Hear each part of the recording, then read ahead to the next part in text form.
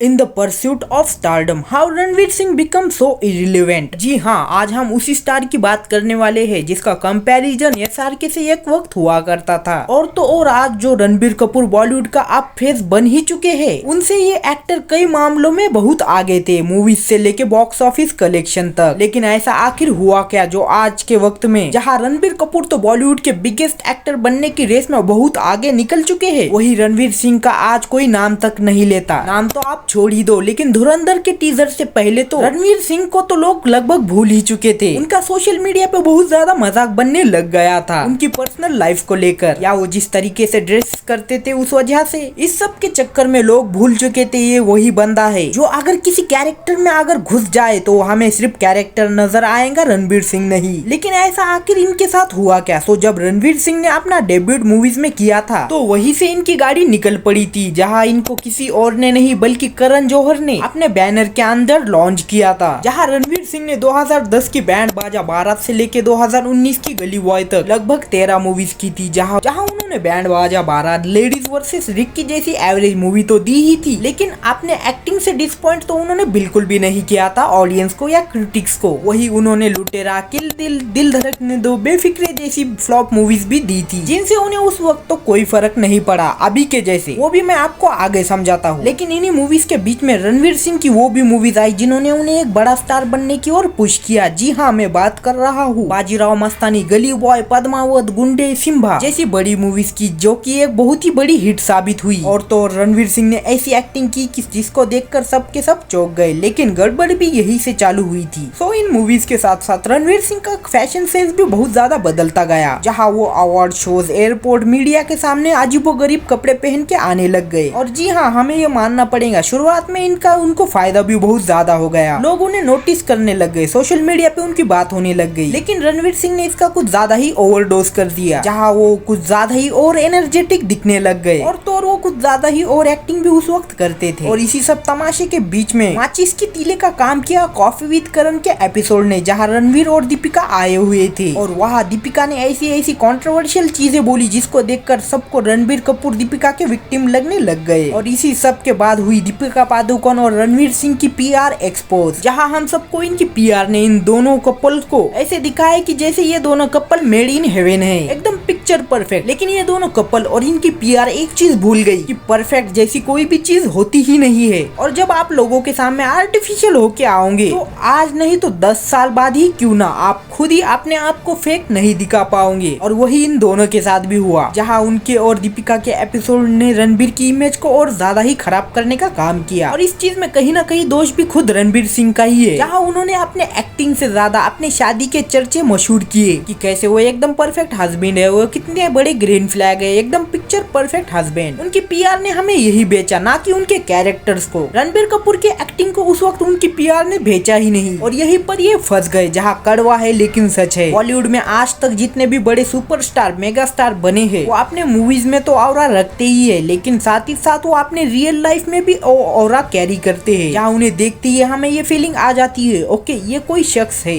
शाहरुख खान, सलमान खान, ऋतिक रोशन, या आप जितने भी बड़े स्टार्स को उठा के देख लो, वो अपने आप को एज आई कैंडी नहीं रखते हैं। वो अटेंशन सीकर तो वो बिल्कुल भी नहीं बनते हैं मीडिया के सामने या पब्लिक के सामने। उनका ऑरा ही ऐसा होता है कि उन्हें अटेंशन खुद मिल जाती है। जहाँ रणवीर के केस में तो आपको पता ही है उनके रियल लाइफ में उन्होंने कितनी जोकरगिरी की है पिछले 3-4 सालों में, जहाँ इसकी वजह से उनकी मूवीज को भी कभी ना कभी सफर करना पड़ता है। जैसे 83, जयेश भाई जोरदार, सर्कस, ये सब की सब मूवीज फ्लॉप हो गई थी। ये मूवीज फ्लॉप हुई इसकी कोई बात नहीं है, हर एक एक्टर का बुरा वक्त आता है, लेकिन लोगों ने उस वक्त रणबीर सिंह को जरूरी भी नहीं समझा देखना। उनके बॉक्स ऑफिस कलेक्शन ही आप देख समझ सकते हो। और तो और जो एक लौती लॉकडाउन के बाद वाली मूवी उनकी हिट हुई थी, रॉकी रानी की प्रेम कहानी, वो भी उनके लिए वो बस नहीं बना पाई जो हम रणबीर सिंह जैसे एक्टर से डिजर्व करते हैं। जिसका साइड इफेक्ट ये हुआ कि उनकी अपकमिंग 5 मूवीज या तो शेल हो गई या तो रणवीर सिंह को उन मूवीज में से काटा गया। जैसे राक्षस, प्रशांत वर्मा वाली ये मूवी बंद हो गई क्रिएटिव डिफरेंसेस की वजह से। बेजू बावरा, संजय लीला बंसाली की मूवी का भी ऑलमोस्ट यही वाला सीन है। अन्यन की रीमेक का बंद होना रणवीर सिंह के लिए ब्लेसिंग से कम नहीं है। शक्तिमान में उनका नाम ऑलमोस्ट कंफर्म हो गया था, लेकिन भाईया ने कर दिया कांड, जाके न्यूड फोटोशूट शूट करवा लिया, जिस कारण अभी के लिए तो वो इस मूवीज में नहीं है और तक